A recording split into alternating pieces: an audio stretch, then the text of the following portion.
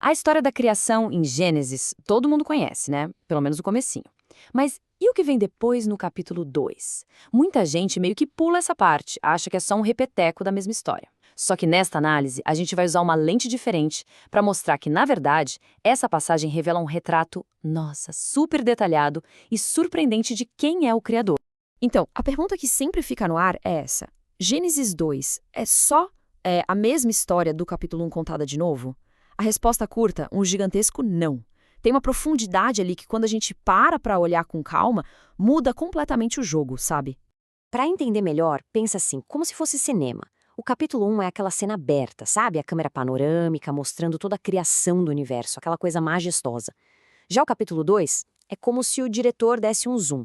É um close-up, focado não em o que foi criado, mas em quem é esse criador. No caráter dele, que é, acima de tudo, relacional. Esse nosso primeiro close-up nos leva direto para o cenário da história, o jardim. E é aqui que a gente já encontra a primeira característica marcante, a bondade.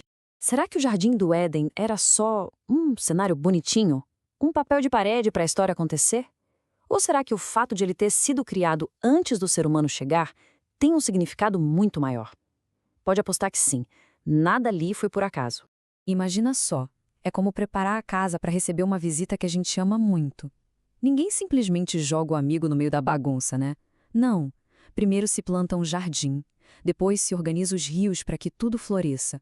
Um ambiente perfeito é criado, e só então, com tudo prontinho, a humanidade é colocada ali.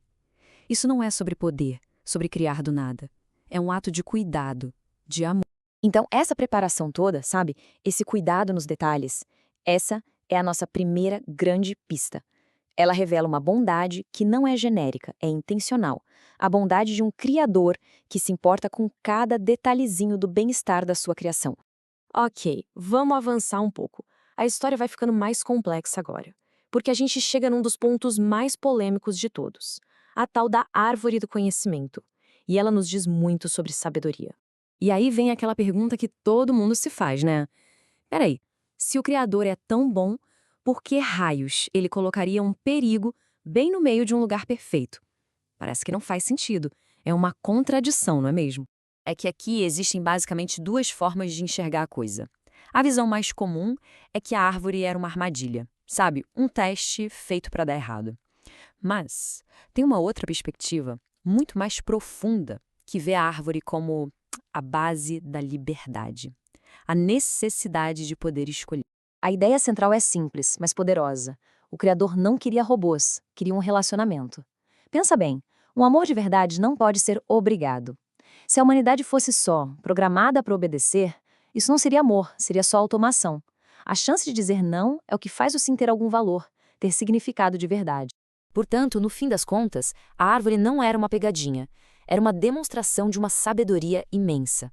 Porque relacionamento de verdade exige escolha. E ao dar essa escolha, mesmo sabendo do risco, o Criador deixou claro que valoriza muito mais uma relação autêntica do que uma obediência cega forçada. Beleza, agora vamos mudar um pouco o foco e falar de outra coisa que muita gente entende errado: o trabalho. E o que ele revela sobre a ideia de perfeição do Criador. Hoje em dia, a gente vive pensando em fugir do trabalho, né?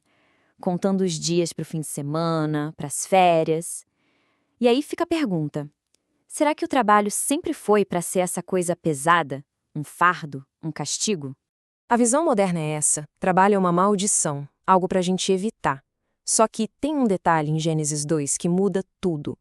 A ordem de cultivar e guardar o jardim foi dada antes de qualquer problema acontecer, antes da tal queda. E isso faz toda a diferença. O que isso quer dizer? Que o trabalho, na sua essência, na sua ideia original, era um presente, uma bênção.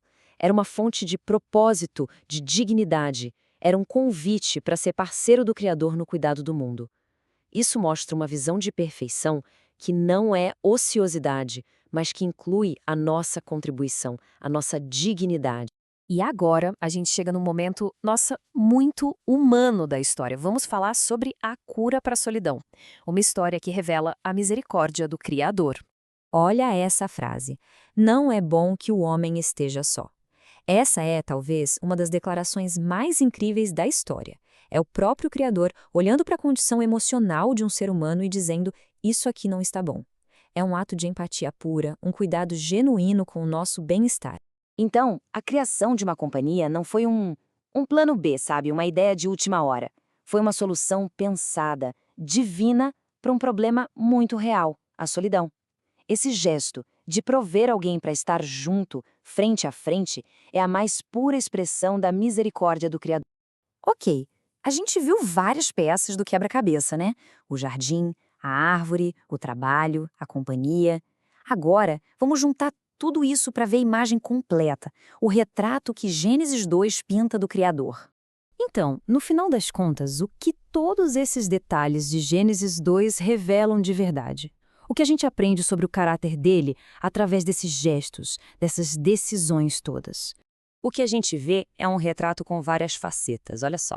A gente vê a bondade na forma como ele prepara um lar, a sabedoria ao dar liberdade de escolha, a perfeição ao dar um propósito nobre com o trabalho, e a misericórdia ao resolver o problema da solidão. Juntando tudo isso, o que temos é um retrato claro de um Criador que é essencialmente relacional. E tem um conceito, às vezes, meio complicado, chamado aceidade, que deixa tudo isso ainda mais uau! Basicamente, significa que o Criador é totalmente autossuficiente. Ele não precisa de nada nem de ninguém. Ou seja, cada um desses atos, preparar o jardim, dar a escolha, dar propósito, não veio de uma necessidade dele, mas de um desejo livre e generoso de se relacionar. E isso nos leva à grande conclusão de tudo isso. Talvez a mensagem principal de Gênesis 2 não seja sobre a parte técnica, sobre como o mundo foi feito, mas sim sobre quem é o Criador. Um ser que se importa com os detalhes, que é cuidadoso e que busca, acima de tudo, um relacionamento. E isso nos deixa com uma pergunta para a gente pensar. E se o nosso verdadeiro propósito de vida não for essa correria maluca, essa busca sem fim, mas simplesmente descansar? Descansar no cuidado de um Criador que é tão detalhista, tão relacional, que preparou tudo por amor antes mesmo da gente aparecer na história?